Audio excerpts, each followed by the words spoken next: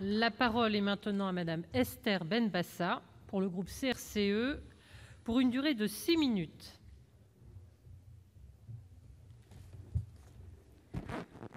Monsieur le Président, Madame la Secrétaire d'État, Monsieur le rapporteur, mes chers collègues, la police doit aujourd'hui s'ancrer dans la ville, faire de la sécurité quotidienne et des attentes de la population une préoccupation première. Une police préventive, dissuasive et répressive efficace ne peut se concevoir sans s'appuyer sur la population.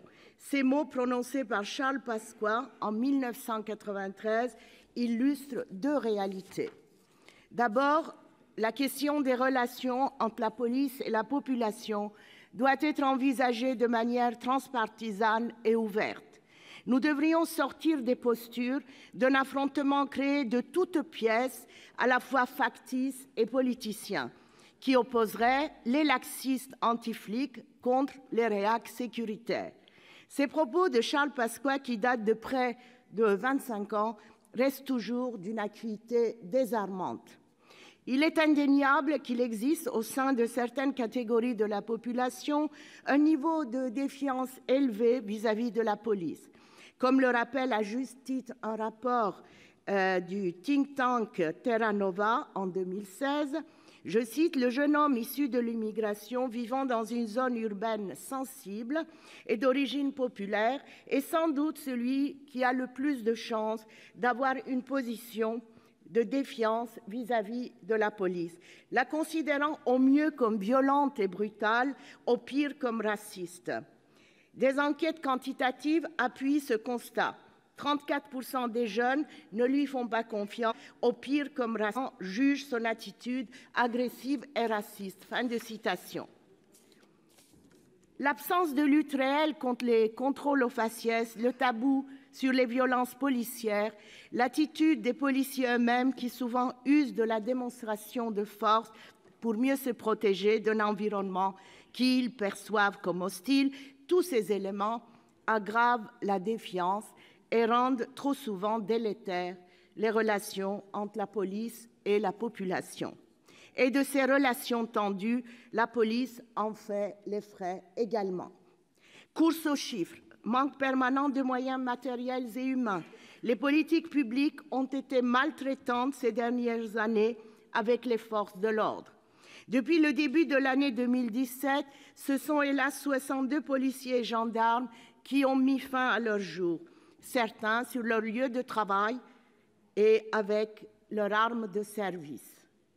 Peu importe qu'on l'appelle police de proximité ou police de sécurité du quotidien, il semble aujourd'hui indispensable de remettre la police au cœur de nos territoires.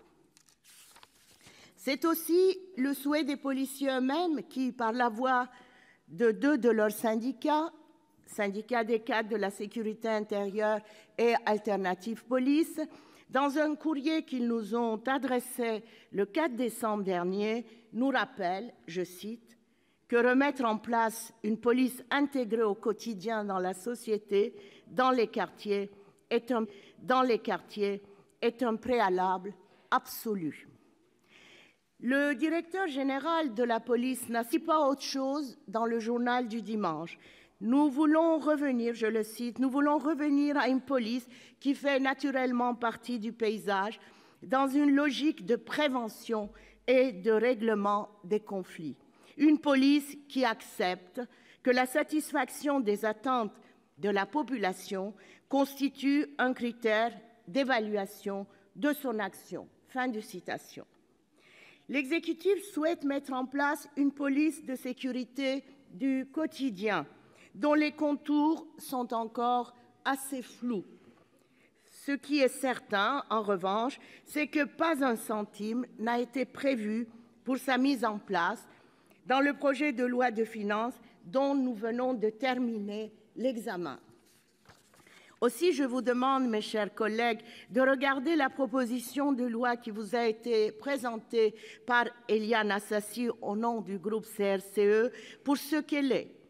Un texte ambitieux et non moins perfectible grâce à un débat transpartisan qui permettrait la mise en place d'une véritable police de proximité dotée des moyens d'exercer ses missions.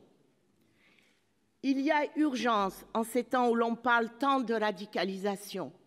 Les associations d'encadrement des jeunes dans les quartiers ayant disparu par manque de subventions, rétablissons au moins une police de proximité qui pourrait jouer un rôle important dans la lutte contre l'embrigadement. C'est d'ailleurs une des recommandations que nous formulions dans le rapport élaboré avec Catherine Troendlé sur la déradicalisation en juillet dernier.